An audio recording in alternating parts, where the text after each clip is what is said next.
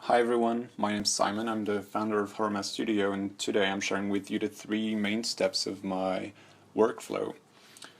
Basically today I'll be tackling the issue of hue, saturation and value, which are basically the key aspects that should never be overlooked while doing your post-processing.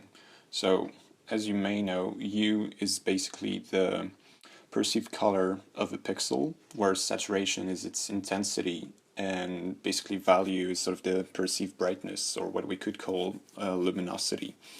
So basically what I'm going to walk you through is how to first isolate them through different filters, and then how to sort of understand how they work and how you can tweak them to better emphasize your project or your image and sort of make it stand out. So let's first see how we can isolate each of them. So as I said, any pixel has to be seen as a combination of hue, saturation and value. So if we want to isolate any of these, we have to get rid of the two others. So we can start with value, which is like the easiest one. So basically we have to get rid of saturation and hue. The hue and saturation are colors, so by turning the image in black and white, we isolate value. So the easiest way to do it is just to go into your adjustment layer panel and click on channel mixer here, and then you just have to check monochrome, so your image is in black and white here. That was pretty easy. The second thing we want to have a look at is hue. So basically what we want to do is, so you can see here we just have to turn it off and on, and we can go back to our color. So what we want to know is to isolate hue. So we have to get rid of saturation and value. Value is also called luminosity, as we've seen earlier. So what you need to do is to create a new layer and fill it with pure red here, and that way. So then what you have to do is set this layer, change its blending mode to luminosity. So what you have to keep in mind basically is that by filling this layer and setting it to luminosity, we're neutralizing the luminosity difference in the image, sorry. So as you can see, if we're getting rid of value, basically what's left is hue and saturation. So here you can see basically we have blue here, orange here, and green here. So that's basically our colors. What you can also understand is that saturation is left, but the thing is we're gonna actually keep it because it doesn't really matter in terms of view, or like actually how to actually understand what's going on here. Because if we wanted to also get rid of the saturation, we would just have to duplicate this layer and set it to saturation, and here is like the actual hue, different hues in the image, but it's just less understandable. So I guess we'll just get rid of this one and just keep that one. So here we have we got rid of the value and we have hue left. The last one we have to have a look at is the saturation. So basically saturation is a matter of getting rid of value and hue. So to get rid of hue, we have to duplicate that one still and set it to hue. So basically we're going to neutralize hue. So by doing this, we end up with this kind of image, which basically means, basically means the gray parts here are what is the most desaturated in the image, whereas the red parts here are the most saturated. You also have to keep in mind that these is sort of a relative saturation, so it's not like absolute values. What you can also add here, which is quite handy, is to just add a hue saturation adjustment layer and make it a little bit like, just to increase it so that it's a little bit more legible. works as well with here, because otherwise you're sort of lose some sort of details. So that's basically how you set up your check filters. So it's pretty easy, and it's something you'll basically use all the time. It's there's a quick action you can set up, which I'm gonna basically share with you on Gumroad as a freebie, so that you can better like use it anytime and have fun with it. So I think that's it. What we can now have a look at is how to actually use these filters in your image. So now that our filters are set up, we can start playing around with them and tweaking our image. So we'll start with the first one, which is basically value. So as I said earlier, just have to turn your image in black and white so that we can analyze and tweak the image. Basically, value and the discrepancy you're going to have in your values is what is going to make your image stand out. So what you want to do is to always, well, not always, but like 99% of the time, you want to increase the contrast on your building, or at least on the subject of your image, because in terms of sort of like psychology, your eye is always going to be more attracted to areas with high contrast, whereas areas with low contrast are going to be looked at afterwards. So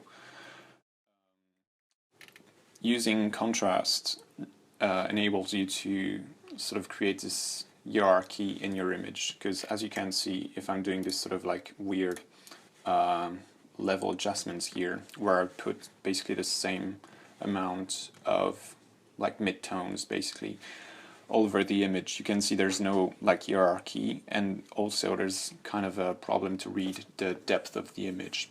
Like these mountains here don't look that far away anymore, whereas when I was this way, in terms of contrast, they looked much further away, which is more realistic.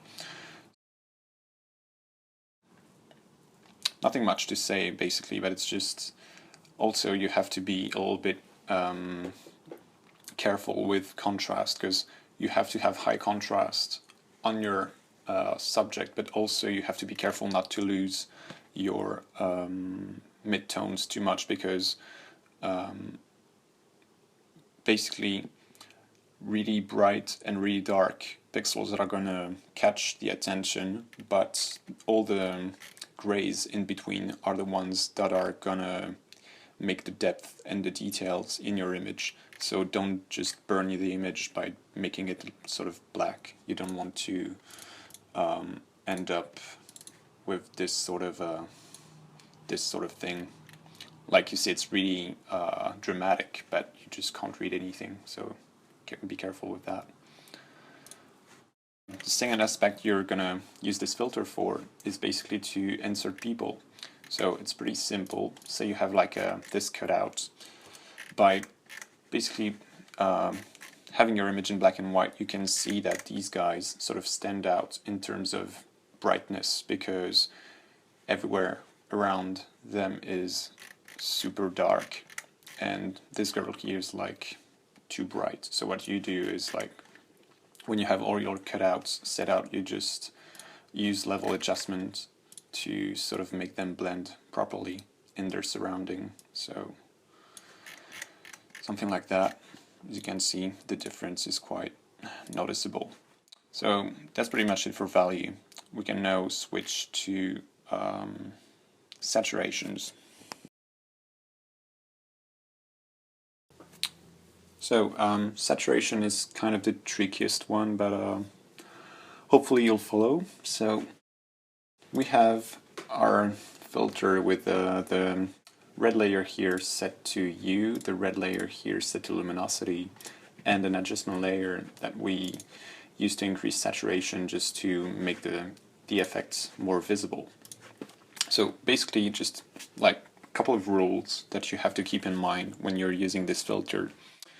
The first one is Just like an ambient light is always going to be quite homogeneous, the saturation in an image is always going to be homogeneous as well, because the light sort of travels homogeneously. So as you can see on all these sort of examples here, the saturations are kind of all the same everywhere.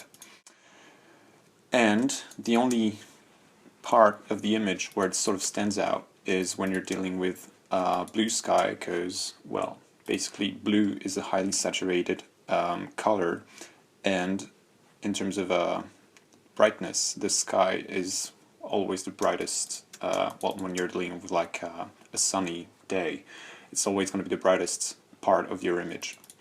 So as you can see here, blue sky, blue sky, blue sky. And when you're dealing with overcast or a burnt out sky on the other end, it's always going to be much less saturated. So that's like one thing you have to keep in mind. The other one is that basically, although you can have like everything is sort of homogeneous, it's because you mostly deal with like sort of quite unsaturated colors all the time. But when you have like some saturated colors, it can still pop out a little bit in your image. Say this blue jacket here or this orange signage here, you can see it's sort of way more saturated than the rest of the image. So basically what you have to keep in mind is that like just use this filter on photos like that so that you get a feel of what is natural and what is not natural, because basically it doesn't really matter if you're doing like a full 3D rendering, because this is taken care of. But if you're compositing images, you're gonna have to adjust the saturation for each of your layer. So this is something you have to be like careful with. The other thing that is really interesting with this filter is that it helps you to understand how the shadows work, because it is not that simple. So basically, like, we're gonna take this little bird first. So you can see here we have like this part is in the sun, this part is in the shadow. If we use our filter here, you can see that this is not saturated, and this part here is more saturated than the ground here. So that basically means that a shadow is more saturated than its ground, than its highlighted part. Well, that's not necessarily true, because as you can see in some other cases here, for example, we have this grass in the sun, and here is a shadow casted by the tree. So here you can see that we have the opposites. The grass is saturated and the shadow is less saturated. So basically the rule here is quite simple in terms of principle. When you have this filter on, when your highlighted part is saturated, even just a little bit, it means that if you cast a shadow on this surface, the shadow is going to be less saturated. So as you can see here, we have shadows casted here, and they're less saturated than the rest of the ground. We can have the same effect here. Well, at least the same principle, but it's the opposite. Here the ground is saturated, and the shadow is less saturated. So basically, as long as the highlighted part is just a tiny bit saturated, the shadow is going to be less saturated. And on the other end, if the ground is already, like here you can see, if the ground is already desaturated completely, then the shadows are going to be a little bit more saturated.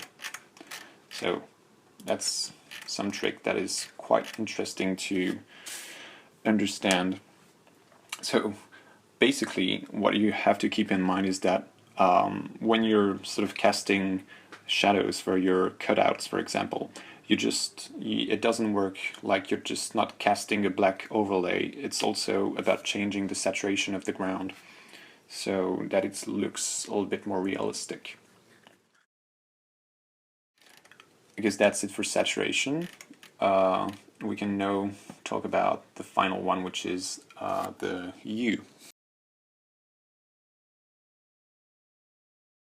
Last but not least, let's talk about hue. So let's talk about hue. To just isolate hue, you have to use the red layer, and that is set to luminosity, and also to emphasize the filter you can still use the hue saturation adjustments, which increase the saturation. So as you can see, a little difference here. So that's what you get. Basically, there's just a couple of rules that have to be thought of when you're doing an image. It's not like a necessity in terms of rule, but still it's pretty, I think it's the best way to balance your image. Basically, in the same way that in an image you're going to need some dark and some light areas, you're going to also need at least 2 or even 3 different hues in your image. It's just in terms of balance, because otherwise, if the hue is the same everywhere, you're going to have a hard time balancing your image and sort of making your viewer look at what you want them to look at. Because if everything is the same color, you cannot really emphasize any part of the image, except in terms of composition, but it's always gonna be like more interesting to have like a proper composition that takes into account the contrast, the composition itself, and the different colors. So basically, what you want to always have is to have 2, up to 3, but 2 is enough use in your image. What this filter is really interesting for is basically what you can do is to either take photos you like, or even take precedents of other architecture visualization firm, and just put them through this filter so that you understand how they deal with their colors, and which kind of hues they use, and how they put them together. That way you can basically just like choose an image, say like I quite like this this orange here, and just use this filter to put this image next to your image and just tweak the orange until it looks exactly the same as this one. That way you can sort of set an atmosphere of your image really similar to like a precedence you have, but in a more sort of a thorough way. The other thing that is interesting with this filter is that it's going to emphasize one thing that people tend to forget when they're dealing with the shadows, is that basically, like, even if you're playing around with a monochrome, say interior rendering, and I just said it's interesting to have 2 hues at least. The good thing is that once an area is in the shadows, its hue is actually changing from its former hue in the highlight. As you can see here, the highlighted part and the shadow shaded part here have different hues. We've seen earlier that they have different saturation, but the hue is also different. So that's something quite interesting, because just in terms of composition, it helps you to have a balanced, have balanced colors in your image, so that not everything looks the same. But also, what it can be used for is when you're integrating cutouts in your image, because we've seen earlier that once you cast shadows, they have to be either more saturated or less saturated. So, say, in this case here, you can see that the shadows are less saturated than the highlighted part. So that means that if you put someone here, the shadow is going to be less saturated. But what it also means is that, as you can see here, the shadow is going to have a different hue. So that's something really interesting to have in mind when you're integrating people and you're sort of struggling to understand what the color of the shadow is. So these two filters here are going to help you setting the right saturation and then the right hue. So that's pretty simple in the end, because it's really straightforward, or at least really stepped. So yeah, hopefully this sort of clarified a couple of steps of my workflow, and so that you can have a better understanding of what I'm actually doing when I'm doing the rendering teardown reviews, because I had some questions about that. And also just know that I'll be sharing with you a Photoshop action that does the filtering thing, so that you don't have to set them up every time, but just have to click on one action and have the whole thing. Hopefully you've enjoyed the whole thing, and if you have any questions, just really don't hesitate to shout me an email or whatever. I'll gladly answer your problems. So yeah, thanks guys for your time, and see you in the next video. Bye.